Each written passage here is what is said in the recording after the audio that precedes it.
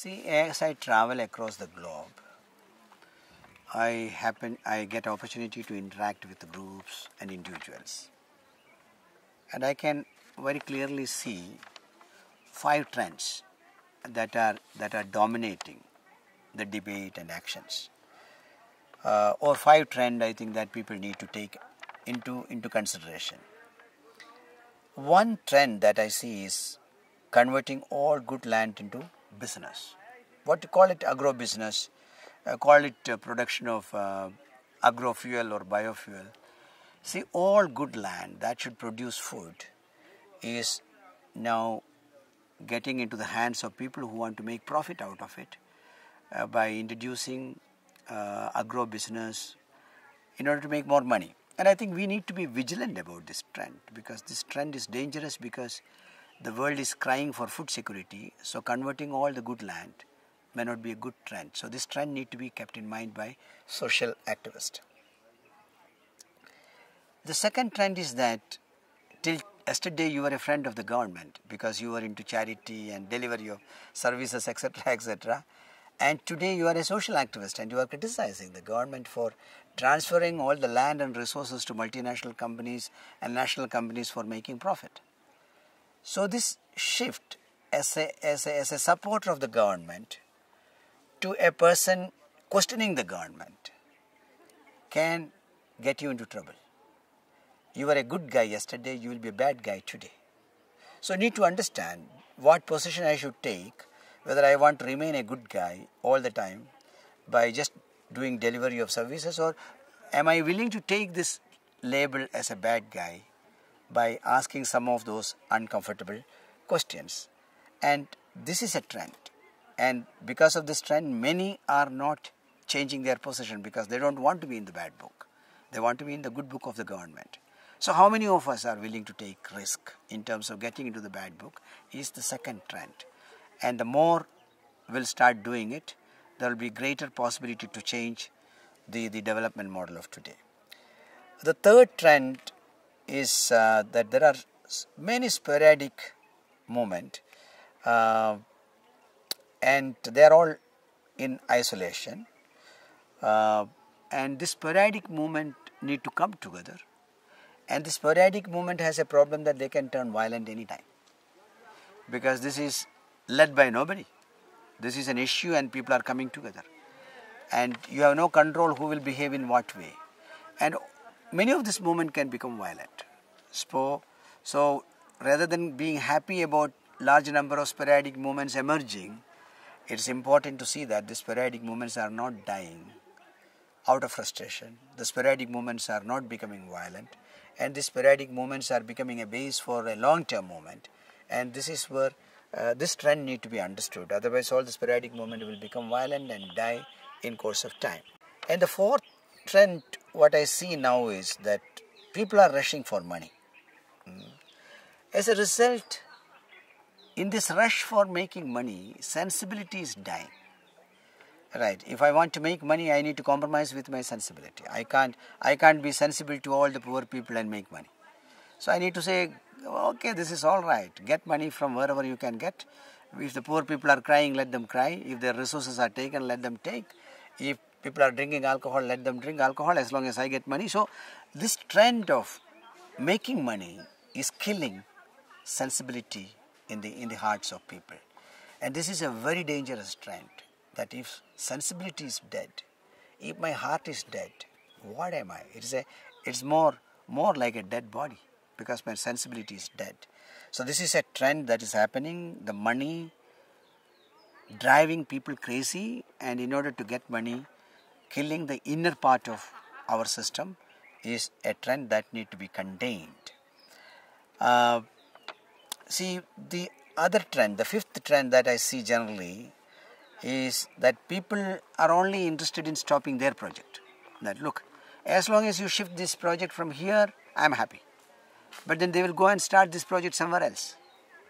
So my land is safe, my water is safe, but then people elsewhere are in difficulty. So it is not only enough to have a movement to challenge what is happening in my area.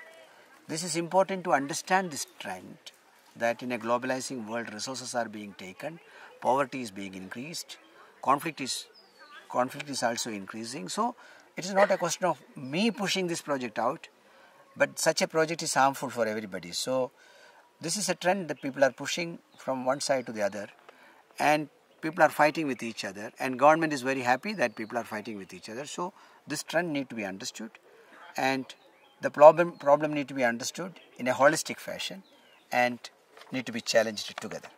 So these are the 5 trends that I see all over the world.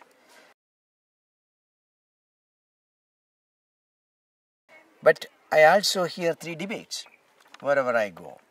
One debate is that okay, the trickle down system is going to solve all the problems.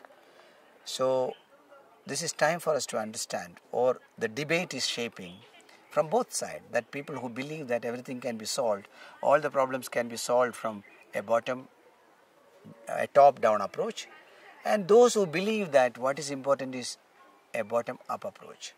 So this trickle down theory is getting propagated, and everybody is trying to make everybody believe that if there is enough capital, if the growth rate is good, one day justice will be done to everyone. And I think this debate need to be understood, and we need to position ourselves to say, look, only participatory bottom up development is sustainable, and that we need to contribute to that debate and make it very, very strong from a people's perspective. The second debate is about growth versus happiness. See, some people believe that growth will solve all the problems, that let us grow, let us develop, and we will have a lot more capital and everybody will be happy. And this is where I want to bring this Bhutan experience, where people in Bhutan have identified a new index called happiness index. And what is important is to see that everyone in my country are happy. Not that some people have a lot of wealth and some people are in poverty, and in an average we stand well at the global level. This idea of average is not going to help. What is important is to see that everybody is happy. And happiness doesn't come just because of money. Happiness comes because I am close to my nature. Happiness comes because my family is in good order. Happiness comes that I am able to participate in a decision-making process. See, happiness is not only created by money. So this notion that money will make everybody happy, from there to there are many other components that will make people happy. That is the kind of debate that we need to bring in. And the third debate is about that as long as everything is economically correct, we move without hesitation. See, my own position is that everything economically correct need not be ethically correct. So we need to bring this ethical debate. Can just because economically correct, displacing so many people, creating so much wealth, that may be economically correct. That's not ethically correct. That do we have the right to displace so many people, send so many people to slums and cities, create so much poverty, just because the growth rate is looking better. So I think social activists will have to play a role in terms of bringing the ethical debate into the economic debate.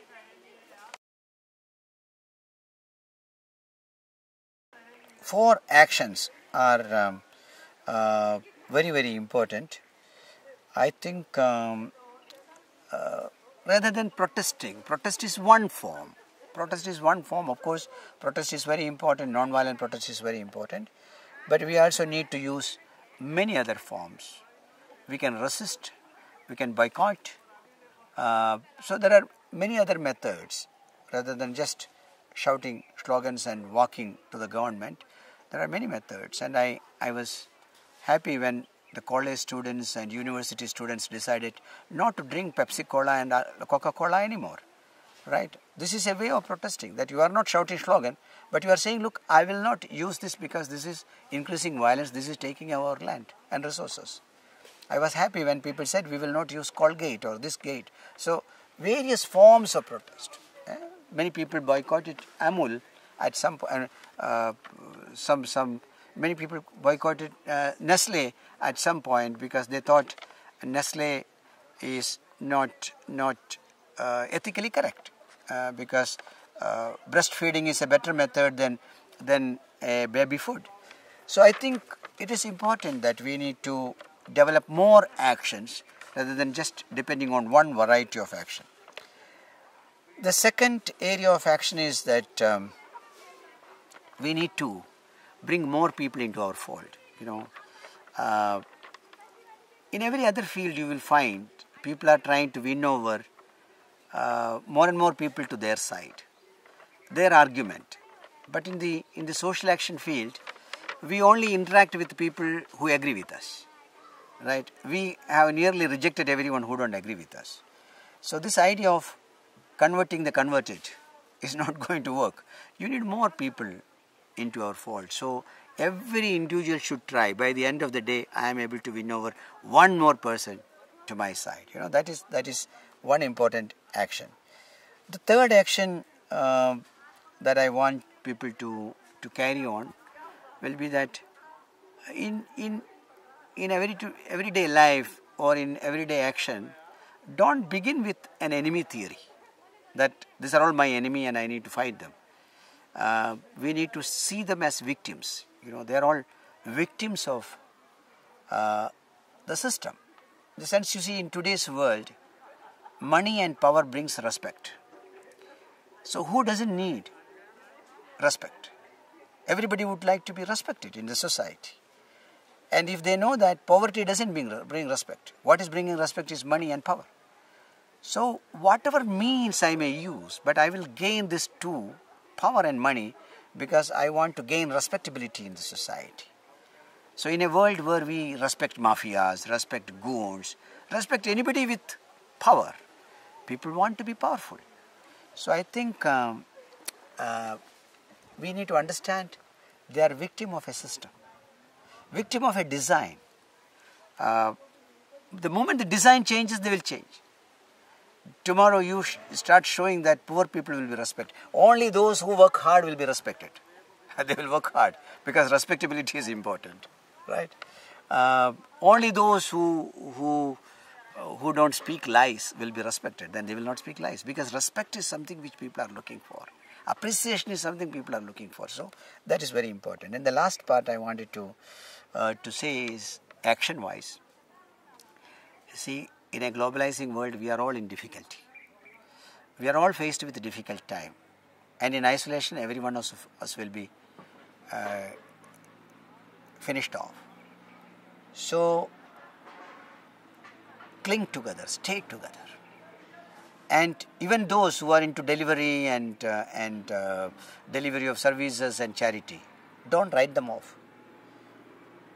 At least they are halfway through. They appreciate your agenda and they want to help you. And they may write a report for you. They may provide you accommodation.